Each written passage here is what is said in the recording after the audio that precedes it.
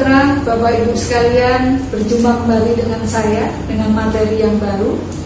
Kali ini kita akan membahas revolusi mental, satu materi yang berkaitan dengan kehidupan kita sehari-hari. Kita akan membahas urgensi revolusi mental, kemudian tujuan revolusi mental, 3 nilai revolusi mental, strategi internalisasi nilai revolusi mental, dan peran penyuluh dalam revolusi mental.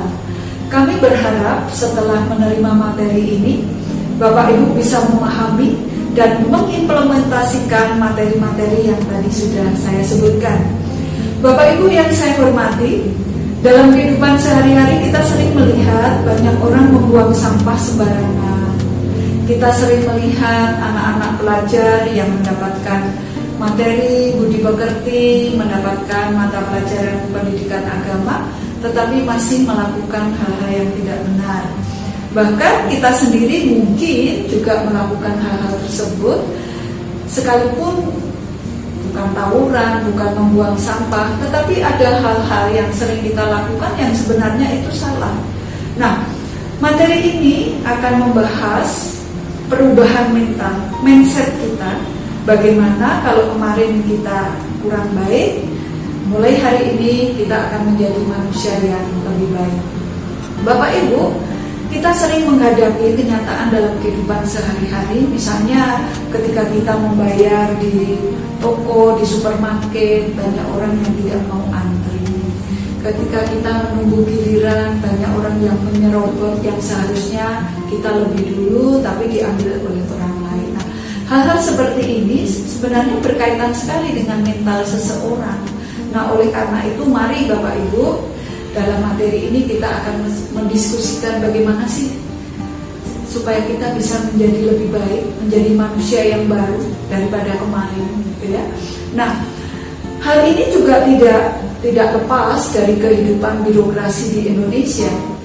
Bukan hanya dalam kehidupan sehari-hari, perilaku kita, karakter kita yang kurang tepat harus dirubah, tetapi ternyata ini juga menjadi permasalahan dalam birokrasi Indonesia. Misalnya ada penyalahgunaan wewenang, korupsi, ya, adanya peraturan perundang-undangan yang tumpang tindih, kemudian organisasi yang belum proporsional, kualitas dan kuantitas SDM aparatur belum ideal, ya, tidak tepat penempatannya, kemudian akuntabilitas kinerja yang belum baik, kualitas pelayanan publik yang masih rendah. Kalau bisa diselesaikan seminggu, kenapa mesti harus diselesaikan 3 hari? Nah, mestinya kan dibalik ya Bapak Ibu ya.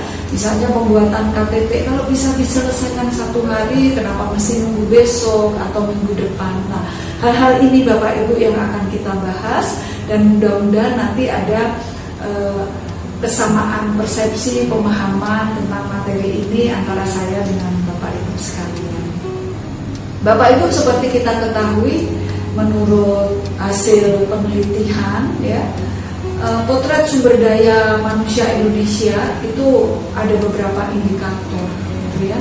Konon katanya orang Indonesia itu munafik, tidak bertanggung jawab, feodal, ya, kastanisasi, percaya takayul, berwatak lemah, tidak hemat, ya, berani berbicara di belakang, suka pamer, mudah meniru, cepat cemburu. Nah, ini hal-hal yang negatif. Tetapi jangan salah, ada juga hal yang positif. Karena orang Indonesia ini artistik, ya, suka seni.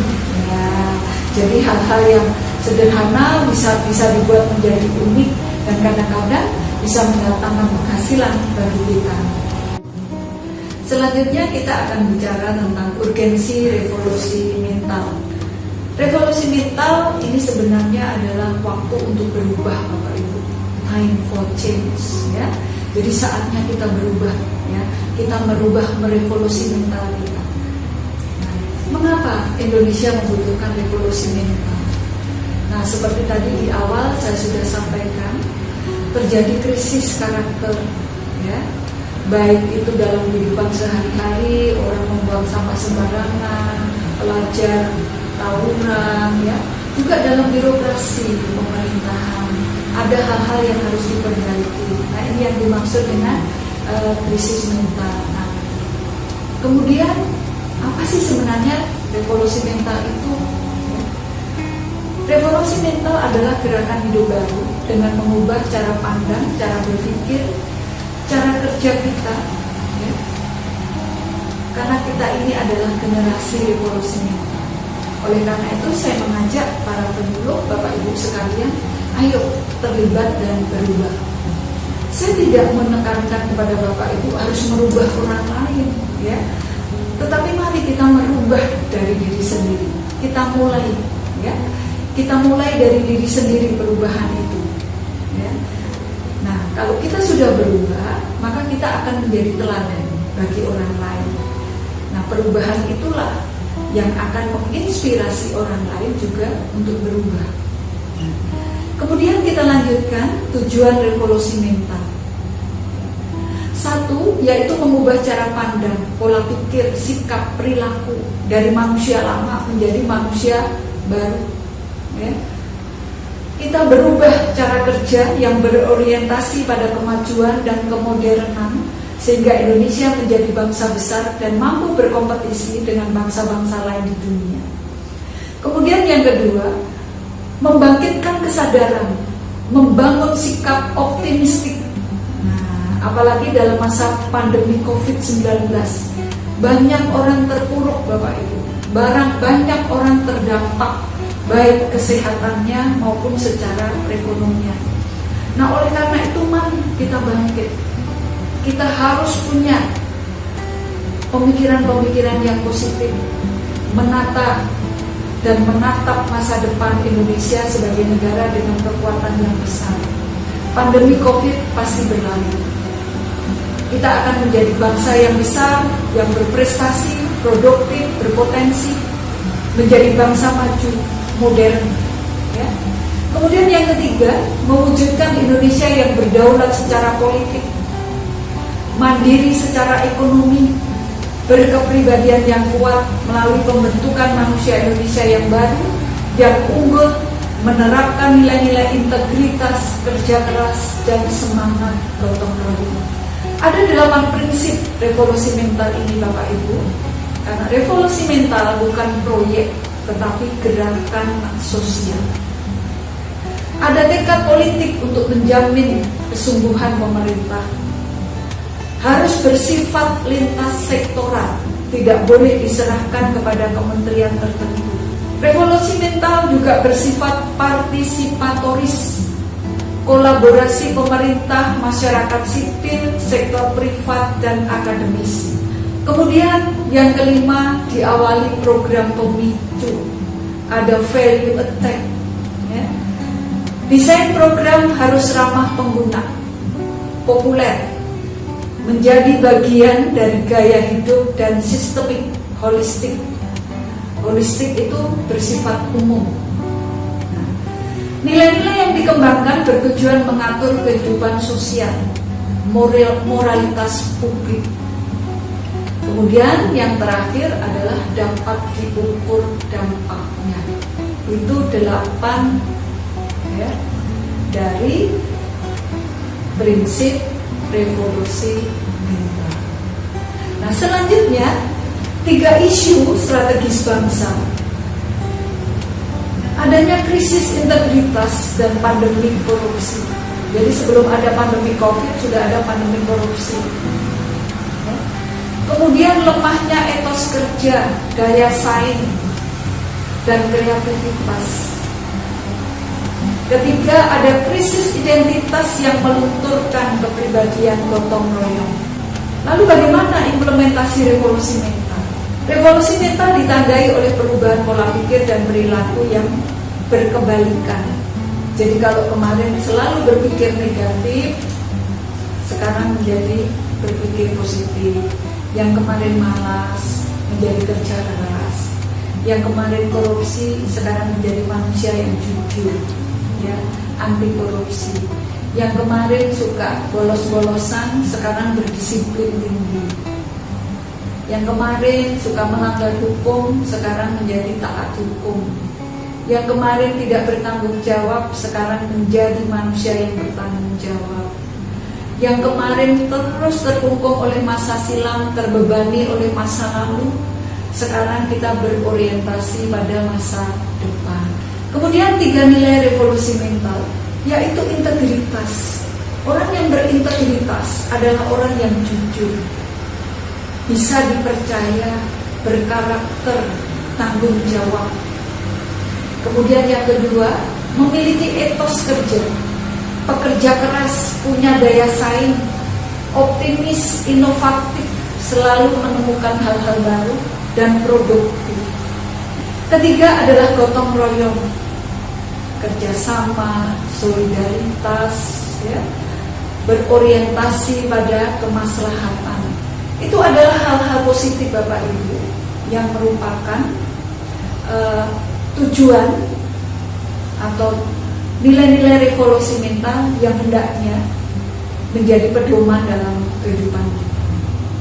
Nah, bicara tentang 8 etos kerja profesional, ada 3 dimensi 8 etos kerja profesional, yaitu training of the heart, ya, bertujuan untuk membangun dimensi kognitif, yaitu paradigma, pola pikir, dan seterusnya. Ada training of the hand, bertujuan untuk membangun dimensi psikomotorik, ya, skill, keahlian, berkompetens. Kemudian training of the heart, bertujuan untuk membangun dimensi efektif seperti semangat, perasaan, emosi, motivasi, dan seterusnya. Manfaat training 8 etos kerja ini yaitu untuk memperkuat the culture of excellence, ya. Di samping untuk meraih target-target bisnis, memperkuat budaya kerja yang unggul, mendalami makna luhur pekerjaan, membangun motivasi kerja, meningkatkan kecintaan pada profesi, di samping demi pembangunan karir.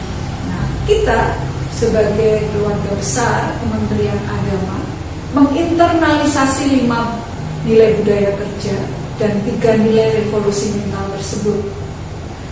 Kita memiliki 5 nilai budaya kerja, yaitu integritas, profesionalitas, inovasi, tanggung jawab, dan keteladanan. Nah, ini Bapak Ibu bersinergis dengan 3 nilai utama revolusi mental, yaitu integritas, etos kerja, dan gotong royong. Reformasi birokrasi sebagai nilai esensial revolusi mental bagi ASN, baik itu efisiensi dan efektivitas pemerintahan terbuka berbasis IT, sumber daya manusia, aparatur yang kompeten dan kompetitif, kemudian pemerintahan melayani dan partisipasi, maka tujuan akhirnya adalah bebas KKN, akuntabel dan berkinerja, dan pelayanan publik yang berkualitas. Tujuan utama Undang-Undang ASN sebenarnya adalah meningkatkan independensi dan netralitas, kompetensi, kinerja, produktivitas kerja, integritas, kesejahteraan, kualitas pelayanan publik, serta pengawasan dan akuntabilitas.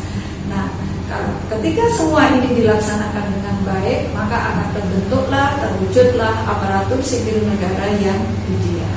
Nilai-nilai esensial revolusi mental bagi aparatur sipil negara ini dituangkan dalam Undang-Undang Nomor 5 Tahun 2014 tentang ASN, dapat dijadikan sumber nilai-nilai esensial revolusi mental bagi aparatur sipil negara. Nilai-nilai yang termuat dalam Undang-Undang ASN tersebut sejalan dengan arah kebijakan revolusi mental, yaitu pelaksanaan reformasi birokrasi untuk mendukung penyelenggaraan pemerintah dan layanan perizinan yang bersih, transparan, akuntabel, yang sejalan dengan pengembangan budaya pelayanan. Prinsip aparatur sipil negara, ASN sebagai profesi berlandaskan pada prinsip nilai dasar, kode etik, komitmen, integritas moral, dan tanggung jawab pada pelayanan publik. Kompetensi yang diperlukan sesuai dengan bidang tugas, kualifikasi akademik, jaminan perlindungan hukum dalam melaksanakan tugas, profesionalitas jabatan, dan adanya kepastian hukum.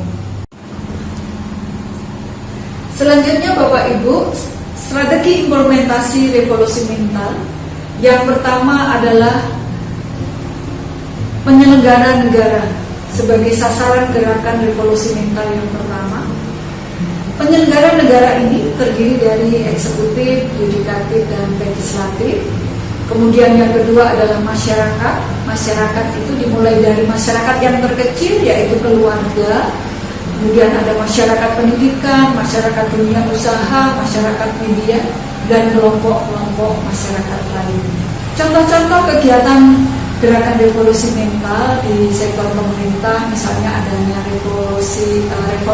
reformasi birokrasi, ada pelayanan satu atap, transparansi anggaran, pembuatan SOP pelayanan publik di seluruh Indonesia, program monitoring, membuat portal pengaduan masyarakat, ada gerakan disiplin waktu kerja, dan pendidikan karakter di sekolah-sekolah. Nah, sedangkan contoh-contoh revolusi mental di sektor swasta, misalnya program inkubasi bisnis, penguatan kemitraan pengusaha kecil, menengah, dan besar, insentif bagi produk lokal yang inovatif, kolaborasi pengusaha dan pemerintah, menyelenggarakan Indonesia Basar di luar negeri. Nah, ini kan upaya-upaya untuk meningkatkan sektor swasta dan bisnis. Sementara di sektor masyarakat, misalnya ada gerakan taat hukum, seperti saat ini ketika ada pandemi COVID-19, ada gerakan taat hukum, taat hidup bersih, keluar rumah harus menggunakan masker, tidak boleh berkerumun, jaga jarak minimal 1 meter. Nah, ini kan hal-hal Bapak Ibu ya, contoh kegiatan revolusi mental yang terjadi dalam kehidupan kita sehari-hari. Pembuatan iklan, film yang harus tentang gerakan revolusi mental, gerakan partai politik yang bersih, komunitas kreatif, menciptakan pulau integritas dimulai dari lingkup masyarakat yang berkecil, keluarga, RT, RW, komunitas, kalau di Bali ada Banjar, dan seterusnya. Nah, 4 pelaku utama gerakan nasional revolusi mental itu adalah penyelenggara negara, dunia usaha, dunia pendidikan, dan masyarakat. Nah, dari keempat pelaku inilah bersinergis Bapak Ibu membuat satu konsorsium tentang gerakan nasional revolusi mental, keteladanan penyelenggara negara. Jadi menjadi teladan, bukan memerintah orang untuk berubah, tetapi mari kita menjadi teladan dalam perubahan. Nah, 8 prinsip gerakan revolusi mental merupakan gerakan nasional, ya. Kemudian pemerintah bertekad untuk menjamin kesungguhan dan keberlanjutan gerakan revolusi mental, bersifat lintas sektoral seperti tadi saya sampaikan, tidak bebankan kepada satu kementerian atau satu daerah tertentu, bersifat partisipasif, merupakan kolaborasi pemerintah, masyarakat, dunia usaha, dan akademisi. Diawali dengan program pemicu, tadi di awal juga sudah saya sampaikan tentang value attack untuk mengubah perilaku masyarakat secara konkret dan cepat. Dan ini tentu tidak mudah Bapak Ibu. Oleh karena itu dari awal saya sudah sampaikan, saya tidak mengajak Bapak Ibu untuk mengubah orang lain, tetapi mari kita merubah diri sendiri. Ketika kita sudah berubah, maka kita akan menjadi teladan bagi orang lain. Tidak perlu jauh-jauh Bapak Ibu. Kita mulai dari keluarga kita, dari rumah tangga kita. Kita menjadi ayah, menjadi ibu, menjadi anak yang bisa meneladani orang lain.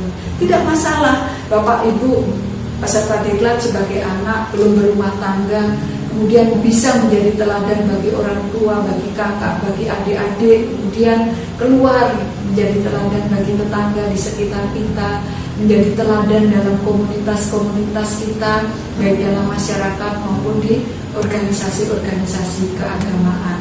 Dan akhirnya Bapak Ibu, apa yang kita lakukan itu harus terukur dampaknya. Kalau kemarin kita suka emosional, kita suka curiga, maka sekarang kita menjadi orang yang selalu berpikir positif. Nah, visi gerakan revolusi mental ini adalah terwujudnya penyelenggara negara dan masyarakat Indonesia yang berintegritas, beretos kerja dengan memiliki semangat gotong royong. Nah, Kalau tadi kita sudah bicara tentang visi Gerakan Nasional Revolusi Mental, maka sekarang kita akan bicara misi Gerakan Nasional Revolusi Mental. Yang pertama adalah memperkuat nilai integritas, etos kerja, dan gotong royong sebagai pola pikir, pola sikap, dan pola tindak para penyelenggara negara dan masyarakat. Kemudian yang kedua, menegakkan aturan-aturan, baik itu penyelenggara negara maupun masyarakat.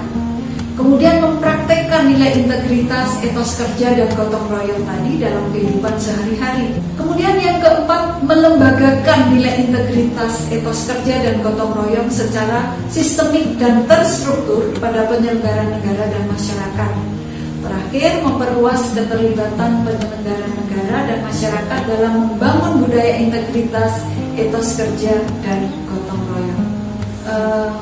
Pada materi ini akan saya sampaikan 5 kelompok Gerakan Nasional Revolusi Mental sebagai program besar pemerintah Indonesia, yaitu Indonesia yang melayani. Ya. Seorang pemimpin melayani masyarakat, bukan dilayani. Indonesia yang tertib dimulai dari masyarakat yang paling kecil, yaitu keluarga, ya, sampai ke masyarakat yang luas, akhirnya ke seluruh bangsa Indonesia. Indonesia yang bersih, membuang sampah pada tempatnya. Indonesia yang bersih dimulai juga dari diri sendiri, terutama pada masa pandemi COVID ini, Bapak Ibu ya, lebih sering mencuci tangan, itu lebih bagus ya. Setiap masuk rumah ya, kita harus mengganti baju ya. Kita harus mencuci tangan, menjaga kebersihan, mandi minimal 2 kali sehari ya. Bahkan kita juga dibatasi untuk bertemu dengan orang banyak, mengunjungi tempat-tempat umum ya. Kemudian Indonesia yang mandiri ya, tidak tergantung pada bangsa lain, tetapi kita bisa mencukupi kebutuhan sendiri, dan bila perlu kita bisa mencukupi kebutuhan bangsa lain. Dan yang terakhir, yang tidak kalah pentingnya adalah Indonesia bersatu. Bersatu, suku apapun, agama apapun, Bapak Ibu, status sosial apapun, mari kita bersatu. Nah, kalau 5 kelompok program besar ini sudah terlaksana, saya yakin Indonesia menjadi negara yang hebat. Indonesia menjadi negara yang meneladani negara-negara lain. Indonesia melayani, menebar manfaat, menyebar kebaikan. Indonesia tertib, ya, taat hukum, tepat waktu, ya, tidak ada lagi jam karet.